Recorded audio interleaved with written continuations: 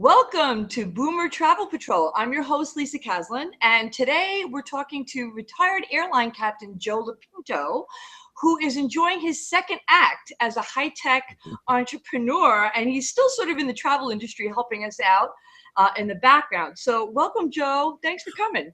Welcome, Lisa. Thank you very much. Appreciate being here. Oh, it's great to have you. Great to have you.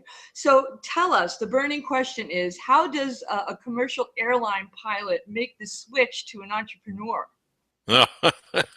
Well, we had a mandatory retirement age at age 60. And that for me, that was 9 years ago. So I did not like to call it retirement. So I looked for a better term and I came up with constructive leisure. And so that's what I'm doing right now and so we had an opportunity with my brother John and his son Christopher to form a company back about 11, 12 years ago, and it's called Expert Flyer. And it expresses or meets a need for the frequent traveler, and also those that are in the industry servicing the frequent travelers, such as online travel agencies and also travel agents themselves, corporate travel departments. But just for a moment, let me go back and tell you how this whole journey started many, many years ago. Yeah. I actually got interested in aviation when I was in 5th grade. We had at that time a magazine drive, sell subscriptions, get so many points, buy things for your bicycles and things like that. And I had some points left over. So I subscribed to one of the magazines, which was called Flying.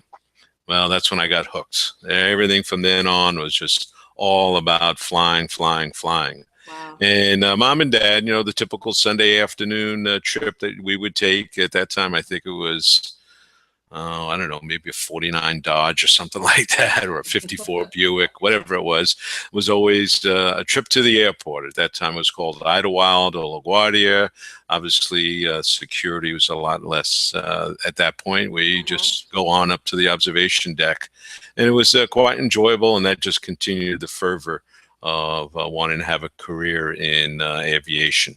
And then obviously, the ultimate end being an airline captain. So I started flying out at the end of Long Island at Zons Airport, got my licenses, flight instructor, came up through what they called the general aviation ranks, and flew for Remington Arms, and then went on to be chief pilot at AT&T when it was the real AT&T. And then I said, well, maybe I'd like to do some more in the industry. I started to see some changes going on where there was more centralized travel organizations in major companies. So a company up in Boston hired me to be their overall corporate travel manager. And so I had responsibilities for airlines, hotels, rental cars, automobile fleet administration, conference planning, and for kicks, they gave me 4 corporate airplanes to be ahead of.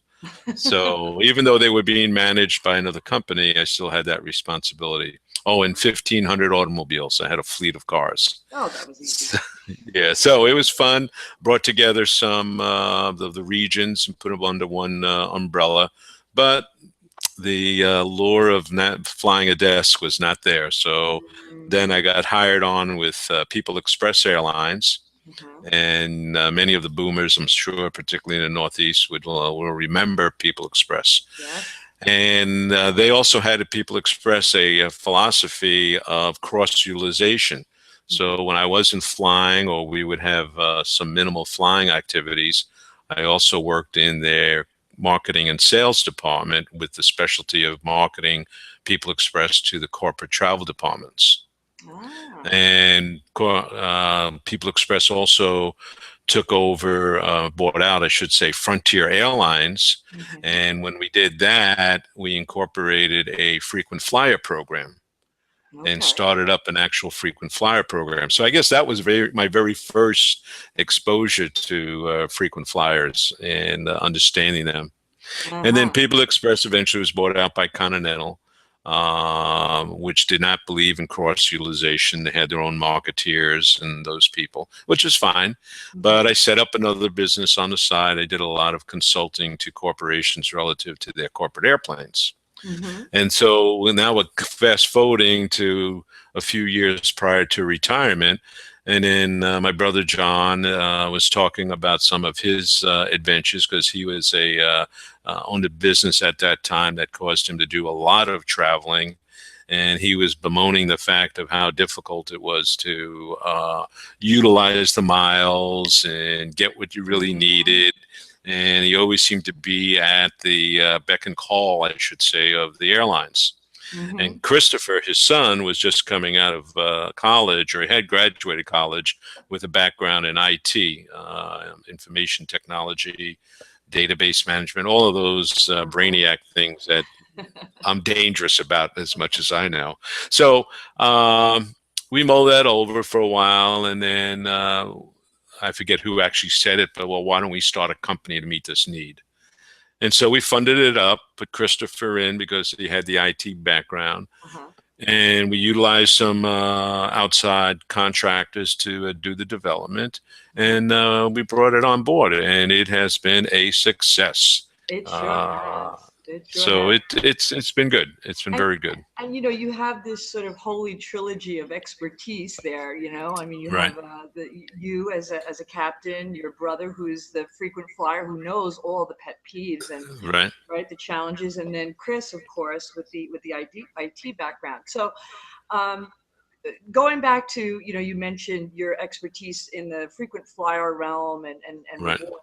I know the two big things that Expert Flyer is known for is, getting me out of the middle seat, right? Right. And Right. helping folks who are frequent flyers, who do have a lot of points, to actually use them. And it's becoming harder and harder to do that. So talk a little bit about those two main features.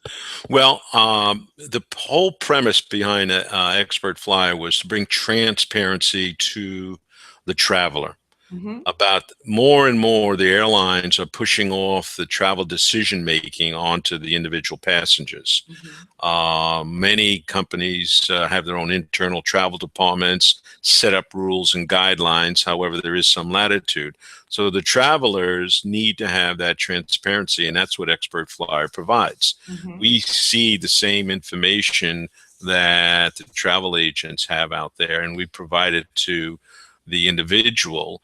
And some good examples are individuals that, because of these fare buckets that are constantly changing almost minute by minute, Mm-hmm. we then establish what we call a fare alert system. Mm-hmm. That even though there's no fare at that particular price point, the way that airlines work is they adjust the yield management.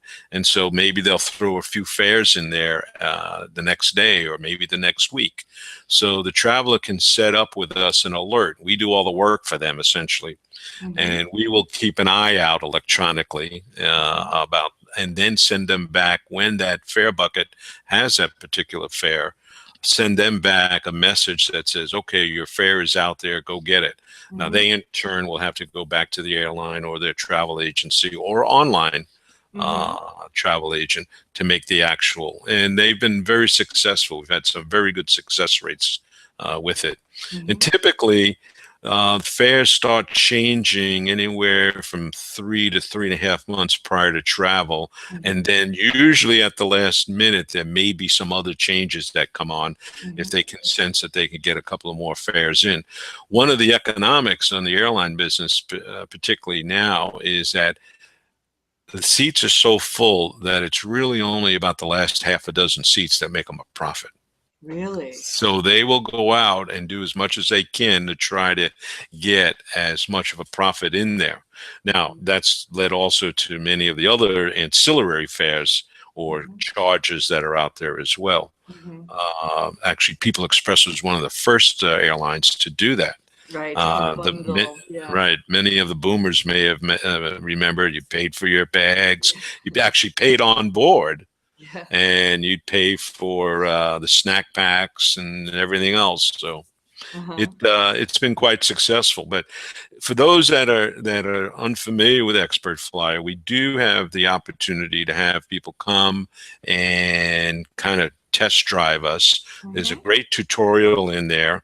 Mm-hmm. They can look and see and go into, and there's also different price points for a basic or premium service. Mm-hmm. And so what we try to do is allow them to see the data on over 400 airlines, Mm-hmm. search for only direct flights, Mm-hmm. which, as you know, is getting harder and harder. Yeah. Seat awards. Now, that's another item excuse me, seat alerts. Mm-hmm. That's another alert that we put in, is that if you get a middle seat and you want out of that, maybe you want a forward aisle or a back window or something like that, Uh-huh. once again, you give us that alert. We do the work for you, send you a message and say, okay, that seat is now available. Yeah, we And it works love out. that feature. Yeah. Yes, yes, And it's you a can great trial feature. that. You can trial that for free, right? On the Yes, site? but you can have one seat going at any time for free, Yeah, I and love it. then on the site. And it works well also for families, particularly Mm-hmm. when they're trying to get the family together and they'd like to have them across the aisle or across the row or front and back. So, and even if you have to pay for it, it's only 99 cents a seat. Ah, well worth it, right? Well worth it. Well worth Okay. it. So talk a little bit about how you view air travel today. I mean, you've obviously seen a lot of changes. What do you think has gotten better? What do you think not so much? Well, you and I talked about this before, and I mentioned this. If you remember the movie Catch Me If You Can, Uh-huh. and you saw Leonardo DiCaprio walking with his Pan Am uniform on, and flight attendants arm in arm that were walking along, Mhm. everybody remembers that as being the heyday back in the 50s and 60s. Uh-huh. And it was. I mean, when you think about it, men dressed in suits, Mhm. and the overheads were really used just to put your hat up there. And women were dressed in full-blown dresses, and it was really a glamour way to fly. Mhm. And also the load factors back then were minimal, 50, 60%. Sometimes even as low as 40%. So you had Mhm. an opportunity to kind of stretch out Stretch out. across all the seats. Um, you had plenty of service, free bags, free food, free liquor sometimes. Yeah. And there was plenty of what they was called then stewardesses, Uh-huh. which now the proper term is flight attendants. Attendant. And but so the other part of it, though, is that everybody says, well, why can't we have the fares that we had back at that time? And back at that time, if you look at it, and I got some facts here. 1954, there was a one-way fare for just $99 from New York to Los Angeles. Mm. Not bad. Today, well, but in today's prices, that would be $1,727. Wow. Whereas today Whoa. you can go round trip for $300. Yeah. So we've jumped in terms of not only the fare prices going down, but also many of the amenities that we used to have are no longer there. Yeah. But the trade-off is that you're now having more frequency, you're Mhm. getting there faster, Mhm. you're getting there safer. I mean, Mhm. there's no doubt in the last, since 1980, we have seen a tremendous decrease in events. And it's not, I like to use risk management as the term that we actually use in the industry. Mhm. And we keep on slicing it. It's like trying to get down to zero. Well, it's Mhm. involving humans. You'll never get down to zero. But when you think about it, back in the 70s, annual passengers were about 275 million. And then in 2014, there were nearly 850 million passengers. Yeah. Wow. Quadruple. So once again, we've brought air travel to the masses at a very reasonable price. We've given them an unbundling so that they're not paying for something that they don't really want, Mhm. such as they're not bringing on bags that go below. You don't have to pay for that. Mhm. So it also gave the rise of deregulation. And a lot of people say, well, you only have three major airlines right now. But we still have the ultra low cost carriers, the Mhm. low cost carriers. We have some point-to-point without having to go through a hubs. Right here, I'm in St. Augustine. I can travel from St. Augustine to Trenton, New Jersey. Well, people say Trenton. I can be in Philadelphia in 35 minutes. I can be in New York in 45 minutes and not have any hassle. So there's a lot of positives. I like to dwell on the positives and think that it's half full rather than half empty. Right. Well, air travel's not going anywhere. No. And well, maybe when we get to the point of when we can beam me up, Scotty, then it'll be different. Right. All right. So before we sign off, you have to tell us some secrets. Debunk some myths. Come on, you're retired now. Nobody can fire you. Well, I still have my license, so they could probably take it away. Well, I mean, some of the ones, like I used to, whenever we had a ground delay, I would open up the cockpit door, the flight deck door now. That's the other proper term. It's flight deck. And let people come in. And this was prior to 9/11. And let people come in and actually listen to them saying, because people used to say, well, they're just doing it to delay us. It's not anything. You say, come on up and listen to what we have to listen to. So that worked out and I hear them go back and say, yeah, you know what? It really is a delay. Get me out of here. Let me out of here. Another popular one is they don't change the air in the airplane. No, that's not true. That's not true. It gets recycled, added fresh air from the engines and compressed and all of that. And particularly now on long range flights, long haul flights, they've added in actual humidifiers because the air up there is very dry. So for the long haul flights, so one of the comments I would make that even if it's not a long haul flight is to bring a nose spray of saline solution with you and just put a couple of squirts in at the beginning of the flight, and that'll help you breathe easier as you're going through. We're just like anybody else. The co-pilot, he's a trained pilot. It's only because everything is seniority. He is there. He gets trained to the same level as the captain does. And also we think of it as being our licenses, not my license or his license. And that's been one of the reasons why since 1980, these incidents and accidents have come down, because it has been a collaborative environment utilizing human factors and crew resource management.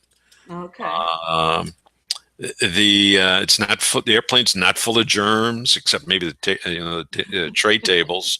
So I would definitely bring some of your handy wipes along. Somebody told me that if you put Vaseline in your nose, it helps you from getting sick on the plane. Did you ever hear that one? No, but why not go with Vapor Rub also? That could sting. Yeah. But no, I think it's because of the fact that it's dry, and anything that when you have a dry membrane, yeah, sure, it's going to attract. But just some saline solution, squirt it a few times, and you'll be fine. All right, doctor. That you're right. Many times, however, people hear us pull back the engines after takeoff, and they think that we're purposefully doing that to save fuel, and that's not the case. It's the airplane needs engine power to take off, but then you have some noise abatement issues at a nearby community, so they may pull it back. It's safe, and then as your altitude gets a little higher, then you'll add back up the power. So that's not anything that we're trying to tinker with or anything like that. So some of the things that I hear but do have some truth to them is I got stuck on the lavatory seat. Come on. Oh yeah. And it can happen in the more modern airplanes. They utilize a sucking mechanism to pull down the waste material, as opposed to like we have in our normal household where it swishes around. And when you're sitting on the seat, and you actually flush it, you can get almost a seal that gives you that stuck effect. And now this is true, and but you can extricate yourself but I do recommend that when people are going to use it, that they stand up first and then flush the toilet. Good advice. And on that note, On that note, well, it's been good talking with you, it's Lisa. been great talking to you. We'll have to have you back again because I know you guys Sure. are always working on cool stuff. Yeah, we got some things coming on the pipeline that I think the people really enjoy. Oh, good.